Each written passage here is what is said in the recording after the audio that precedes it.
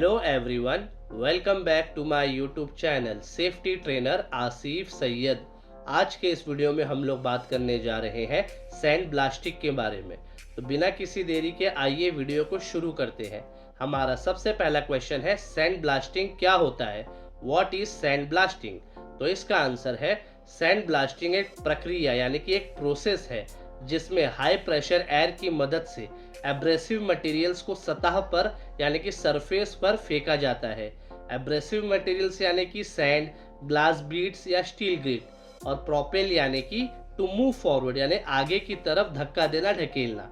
ये sand blasting process का इस्तेमाल सरफेस को क्लीन करने के लिए, किसी चीज पर लगा हुआ पेंट या जंग यानी कि पेंट या रस्ट को हटाने के लिए, और पेंटिंग या कोटिंग के लिए सरफेस को तैयार करने के लिए किया जाता है, जिससे सरफेस पर एक खुरदरी बनावट यानी कि रफ टेक्सचर बनती है जो चिपकने में मदद करती है। हमारा दूसरा क्वेश्चन है, सैंड ब्लास्टिंग को और किन किन नामों से जाना जाता है? What are the common alternative names of sand blasting? यानी सैंड ब्लास्टिंग को और भी कई नामों से जाना जाता है, जैसे कि पहले नंबर पे आएगा एब्रेसिव ब्लास्टिंग, दूसरे नंबर पे आएगा मीडिया ब्लास्टिंग, और तीसरे नंबर पे आएगा ग्रिड ब्लास्टिंग। हमारा तीसरा क्वेश्चन है, सैंड ब्लास्टिंग से जुड़े प्राथमिक खतरे क्या है? What are the primary hazards associated with sand blasting? तो इसका आंसर है, यानी कि मेन हैजार्ड्स में सिलिका डस्ट को इनहेल करना, नॉइस हैजार्ड्स है, फिर है आईज इंजुरीज यानी कि आंखों में चोट, फिर आएगा स्किन एब्रेशन यानी कि त्वचा में खरोच, टॉक्सिक फ्यूम यानी कि जहरीली धुआं, हीट यानी कि गर्मी, स्टैटिक इलेक्ट्रिसिटी और एनवायरमेंटल पॉल्यूशन इनमें शामिल है।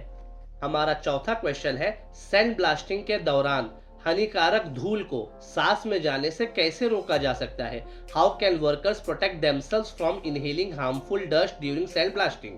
तो इसका आंसर है, सिलिका डस्ट के सांस में जाने से बचने के लिए नियोश अप्रूव N95 मास्क या रेस्पिरेटर या एयर सप्लाइड हुड का इस्तेमाल करना चाहिए। हमारा पांचवा क्वेश्चन है, सैंड ब्लास्टिंग एरिया में वेंटिलेशन क्यों जरूरी है? Why is ventilation important in sand blasting area? तो इसका आंसर है, प्रॉपर वेंटिलेशन टॉक्सिक फ्यूम्स और डस्ट के कॉन्सेंट्रेशन को कम करने में मदद करता है, जिससे एयर क्वालिटी और वर्कर सेफ्टी में सुधार होता है। हमारा सिक्स्थ क्वेश्चन है, सैंड ब्लास्टिंग में नॉइज हैजार्ड्स को कंट्रोल करने के लिए क्या उपाय किए जा सकते हैं? What measures can be taken to control noise hazards in sand blasting? तो इसका आंसर है, नॉइज हैजार्ड्स को कंट्रोल करने के लिए वर्कर को कान में नॉइज रिडक्शन रेटिंग यानी NRR, ईयर प्लग्स या ईयर मफ का इस्तेमाल करना चाहिए, और पॉसिबल हो तो वर्क एरिया को एनक्लोज यानी कि बंद करना चाहिए। हमारा सेवेंथ क्वेश्चन है, सैंड ब्लास्टिंग के दौरान एनवायरमेंटल इम्पैक्ट को कैसे कम किया जा सकता है? How can environmental impact be minimised during sand blasting? तो इसका आंसर है, एनवायरमेंटल फ्रेंडली एब्रेसिव का इस्तेमाल करके और वर्क एरिया को एनक्लोज यानी कि घेर कर रखने से कणों और प्रदूषण के प्रसार यानी कि पार्टिकल्स और पॉल्यूशंस के फैलने को कम करने में मदद मिल सकती है। हमारा आठवां क्वेश्चन है, सैंड ब्लास्टिंग से होने वाले खतरे क्या है? What are the hazards of sand blasting? तो इसका आंसर है, यानी कि 8.1 है, inhalation of silica dust. Silica particles फेफड़ों की गंभीर बीमारियां जैसे कि सिलिकोसिस, एस्बेस्टोसिस और क्रोनिक ब्रोंकाइटिस पैदा कर सकते हैं। 8.2 है, noise hazards. Sand blasting equipment से तेज आवाज निकलती है, जिससे टेम्पररी या परमानेंट हियरिंग लॉस हो सकता है। 8.3 है, eye and face injuries. High speed या हाई वेलोसिटी वाले पार्टिकल्स आंखों में जा सकते हैं, जिससे गंभीर चोट लग सकती है, जैसे आई इरिटेशन, कॉर्नियल एब्रेशन या फिर परमानेंट विजन लॉस हो सकता है। 8.4 है, skin irritations and abrasion. Sand blasting materials के डायरेक्ट कांटेक्ट से स्किन में चोट लग सकती है, जैसे स्किन रैशेस, बर्न्स और डीप एब्रेशंस। 8.5 है, toxic fumes. Sand blasting toxic fumes produce कर सकता है, खास करके अगर कोटिंग को हटाया जा रहा हो तो। 8.6 है, heat and static electricity. Sand blasting equipment से गर्मी और स्टैटिक जनरेट्स हो सकती है, जो जलने या चिंगारी पैदा करने की वजह बन सकती है। 8.7 है, एनवायरमेंटल पॉल्यूशन। सैंड ब्लास्टिंग से हवा में पार्टिकल्स रिलीज होती है, जो एनवायरमेंट को नुकसान पहुंचा सकती है। 8.8 है, फुट इंजुरीज। रिबाउंड पार्टिकल से पाँव में चोट लग सकता है, खास करके जब आप एप्रोप्रिएट फुटवेयर ना पहने हुए हो तो। हमारा 9th क्वेश्चन है सैंड ब्लास्टिंग के कंट्रोल मेजर्स क्या है? What are the control measures for sand blasting? तो इसका आंसर यानी कि 9.1 है रेस्पिरेटरी प्रोटेक्शन। धूल के सांस में जाने से बचने के लिए N95 मास्क या नियोश अप्रूव्ड रेस्पिरेटर्स या air supplied hood, prolong exposure से बचने के लिए पॉजिटिव प्रेशर या हुड स्टाइल रेस्पिरेटर का इस्तेमाल करें।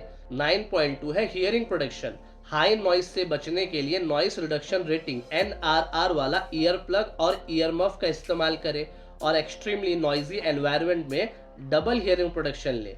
9.3 है eyes and face protection. Particles injury से बचने के लिए गॉगल्स और फुल फेस शील्ड का इस्तेमाल करें या ब्लास्टिंग हुड्स या फिर इंटीग्रेटेड वाइजर वाला हेलमेट का इस्तेमाल करें। 9.4 है बॉडी प्रोटेक्शन। मलबे से या फिर फ्लाइंग पार्टिकल से स्किन की हिफाजत के लिए मोटे एब्रेशन रेसिस्टेंट क्लोथ्स पहने, हैवी ड्यूटी क्लोथिंग्स पहने या थिक और ड्यूरेबल मटेरियल से बना हुआ लॉन्ग स्लीव्स और पैंट पहने। 9.5 है वेंटिलेशन सिस्टम। वर्क प्लेस में टॉक्सिक फ्यूम्स को कम करने के लिए एडुकेट वेंटिलेशन को इंश्योर करें। 9.6 है enclosures of work area. Dust और नॉइस को स्प्रेड होने से कंट्रोल करने के लिए एरिया को एनक्लोज करें। 9.7 है स्टैटिक इलेक्ट्रिसिटी कंट्रोल। चिंगारी से बचाव के लिए एंटी स्टैटिक मेजर्स और सही ग्राउंडिंग स्ट्रेप्स का इस्तेमाल करें। 9.8 है environment friendly abrasives. Environmental impact को कम करने के लिए इको फ्रेंडली मटेरियल्स को प्रीफर करें। 9.9 है हैंड प्रोटेक्शन। हाथों में एब्रेशंस, कट और बर्न से बचने के लिए हैवी ड्यूटी लेदर या रबर ग्लव्स पहने और अगर टॉक्सिक सब्सटेंस के साथ काम कर रहे हैं तो केमिकल रेसिस्टेंट ग्लव्स का इस्तेमाल करें। 9.10 है फुट प्रोटेक्शन। एब्रेसिव मटेरियल्स या फॉलिंग डेब्रीज का पैरों में गिरने से बचने के लिए स्टील टो सेफ्टी बूट्स या फिर स्टैटिक इलेक्ट्रिसिटी के रिस्क को कम करने के लिए एंटी स्टैटिक फुटवेयर का इस्तेमाल करें। 9.11 है हेड प्रोटेक्शन। फॉलिंग ऑब्जेक्ट या डेब्रीज से बचने के लिए हार्ड हेड्स इंटीग्रेटेड होना चाहिए ब्लास्टिंग हुड में या तो हेलमेट में। उम्मीद करता हूं आपको सैंड ब्लास्टिंग का कॉन्सेप्ट बहुत ही अच्छी तरीके से समझ में आ चुका होगा। इस वीडियो को देखने के लिए बहुत बहुत शुक्रिया। अगर आपको मेरा ये वाला वीडियो पसंद आया तो लाइक बटन को दबाना बिल्कुल भी ना भूलें। चैनल को सब्सक्राइब और बेल आइकन को प्रेस कर ले ताकि और भी ऐसे इंपॉर्टेंट टॉपिक्स आपको मिलते रहें। तो मिलते हैं किसी और वीडियो में किसी और न्यू टॉपिक के साथ। तब तक के लिए goodbye and take care.